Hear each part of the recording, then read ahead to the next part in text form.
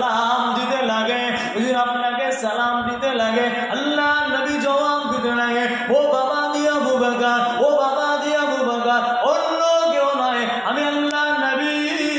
এই পথে হেঁটে হেঁটে গেলাম, এই পথে হেঁটে হেঁটে গেলাম, এই পাহাড়গুলো আল্লাহ পাকের দরবারে কেঁদে কেঁদে আর্জ করে, আল্লাহ পাক আপনি আমাদের জবানখানি খুলে দেবে। আপনার হাবিবুল্লাহ হেঁটে হেঁটে চলে যায়, ও